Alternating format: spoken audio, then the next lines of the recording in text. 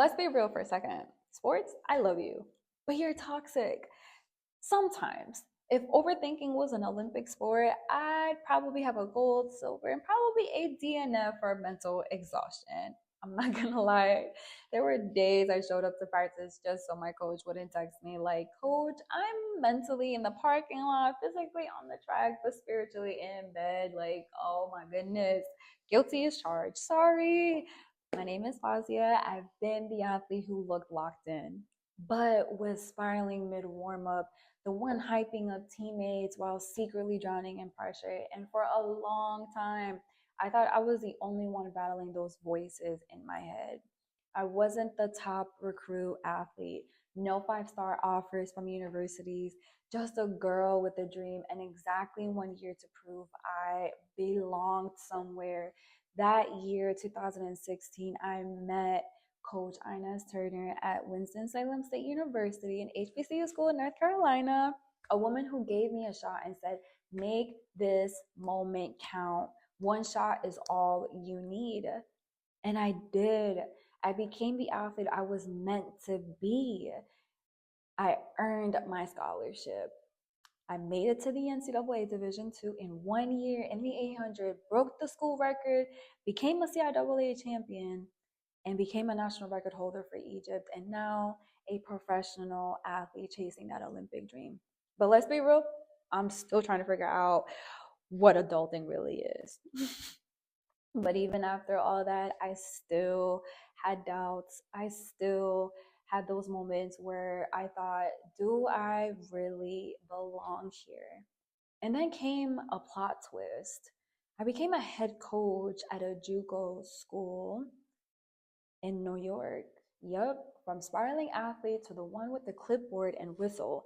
Suddenly, I was on the other side of the conversation. I was giving pep talks while secretly Googling how to emotionally be available and schedule a bus for away meets at the same time. And yes, I still haven't figured out how to be in two places at once. But coaching, it opened my eyes because now I saw it in every athlete's face. That quiet pressure, that silent questioning, that tired smile. I realized it wasn't just me back then. It was all of us performing under pressure no one talks about. That's when it clicked. This wasn't just about my story, this was about our story. That's why I created Slow Down, the Athletes Talk platform. Now, before we go any further, let me clarify something to you. This isn't a therapy session, and it's definitely not your typical motivational hype speech. This is a platform for real talk about pressure, identity, and everything in between. Because here's the thing, I've been in your shoes, not just as an athlete battling doubts, but as a coach trying to help others push through their struggles while facing the same things I was facing myself. When I started coaching, it opened my eyes to what was missing. I saw athletes, amazing, talented athletes, fighting their own mental battles, never sharing them because they were too tough or had to push through it. But I realized something very crucial. No one had ever prepped us for this, for the pressure, for the identity crisis after the game, for the burnouts. I was coaching, but also still an athlete. I understood the grind, the doubt, and the stress on both sides of that whistle. So I created this platform to help free athletes. You, you are the reason why I'm here. From the mental traps we were all stuck in, it's not about grinding harder, it's about taking the pause you need to heal, reflect, and understand what you're really going through. That's why I am here, sharing not just my story, but our story. And just so you know, I'm speaking from my heart out here. No script, no fancy structure, just me, you, and the topics that matter to us. We're going to talk about things that don't get talked about enough.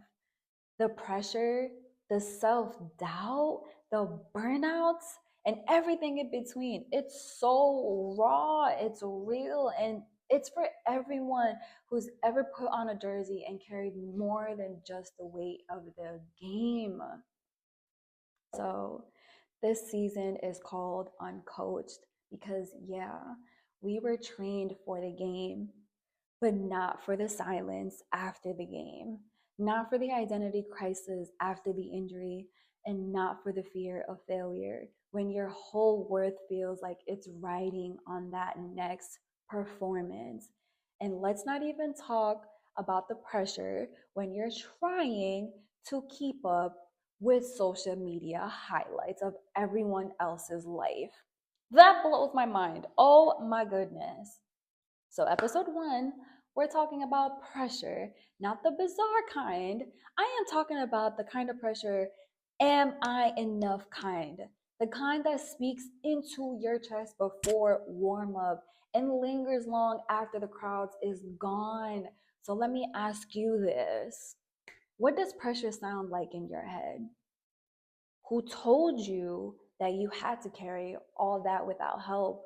And what if, just if, slowing down was actually the strongest thing you could do? If nothing else, at least your body will thank you later. So, to the athletes, they taught us how to win, and they, as in coaches or people around us, how to grind, how to push through the pain.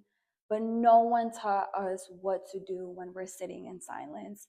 And that voice in our head saying, we're still not enough. Slow down. The athlete talk was built for you, the athlete behind the uniform, the one who keeps showing up even when it's so heavy. This is a space to breathe, reflect, and finally say the things we never had time to say. Every episode is short and real. You'll hear the truth about pressure, confidence, burnouts, and identity, things we all feel about rarely speaking on. And trust me, we'll keep it at a minimum, so you won't be bored because we know you have a million of other things to do. But what you should be expecting is expect to feel seen, expect to hear things you've never thought about speaking out loud. Expect to laugh, to pause, and maybe even cry. Expect to realize you're not alone in this. No script, just talk, slow down. Thank you so much for all of you for tuning in. Your presence means everything to me, and I hope to see you in the next season and every episode to come.